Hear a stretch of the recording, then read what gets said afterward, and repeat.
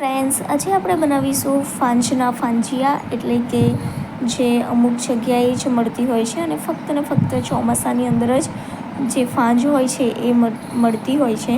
એટલે આ રેસીપી આપણે ખાલી ચોમાસામાં જ બનાવી શકીએ છીએ. આવા પ્રકારની ફાંજ હોય છે જે ખેતરમાં ઉગતી હોય છે.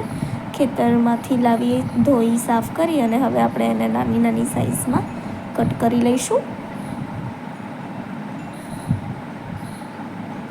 સરસ રીતે બધી જ ફાંજ આપણે આવી રીતના કટ કરી લેવાની છે.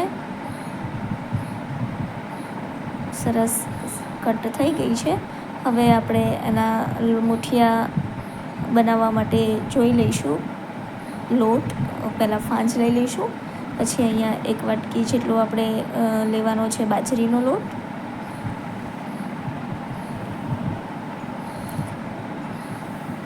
એનાથી નાની વાટકીમાં અડધી વાટકી જેટલો લઈશું આપણે ચણાનો લોટ, અને એનાથી થોડો લઈશું આપણે જે ઘઉંનો લાપસીનો લોટ હોય છે, એટલે કે કકરો લોટ હોય છે, એ લેવાનો છે.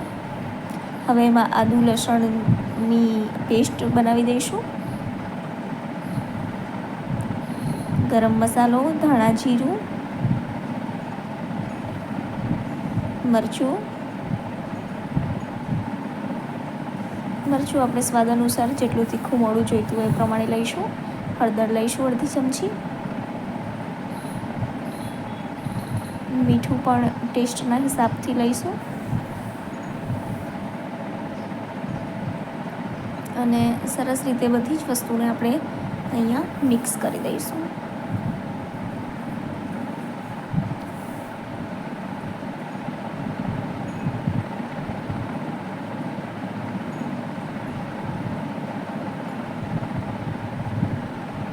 હવે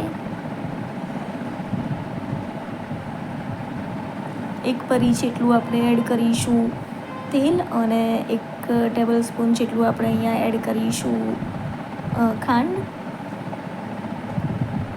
અને થોડી છાશ લઈશું. છાશ અહીંયા ઓપ્શનલ છે. છાશની જગ્યાએ તમે પાણીનો પણ યુઝ કરી શકો છો. હવે સરસ રીતે આપણો લોટ બંધાઈ ગયો છે. હવે એના આપણે મુઠિયા વણી લઈશું હાથની હથેળીની મદદથી.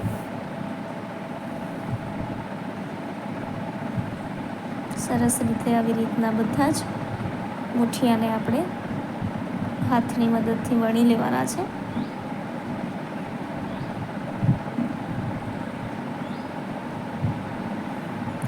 હવે આપણે આને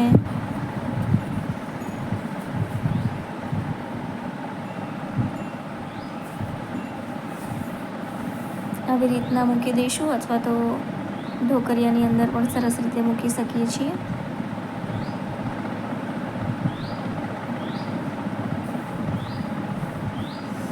ચપ્પાના મદદથી જોઈ લઈશું કે જો ચોંટે તો આપણા જે મુઠિયા છે એ તૈયાર નથી, અને સરસ નથી ચોંટતું તો મતલબ આપણા જે મુઠિયા છે એ બનીને સરસ તૈયાર થઈ ગયા છે. હવે આપણે તમારે જેવી સાઇઝમાં કટ કરવા હોય એવી સાઇઝમાં કટ કરી લઈશું, અને થોડા ઠંડા થવા દઈને પછી કટ કરીશું, જેથી સરસ રીતે થઈ જાય.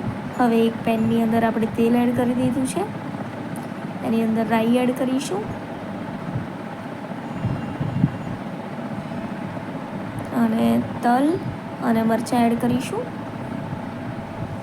સરસ રીતે તલ મિક્સ ફૂટી જાય પછી આપણે અહીંયા સૂકો લીમડો હોય લીલો એ એડ કરીશું, અને હિંગ એડ કરીશું. મીઠો લીમડો એડ કરવાથી ટેસ્ટ એકદમ સરસ આવે છે. અને પછી જે આપણા ફાંજના ફાંજિયા છે એને આપણે એડ કરી લઈશું.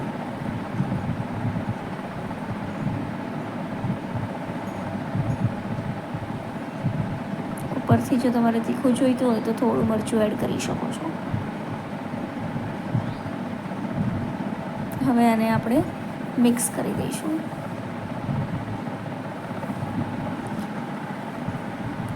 સરસ રીતે આપણા ફાંજના ફાંજિયા બનીને રેડી થઈ ગયા છે.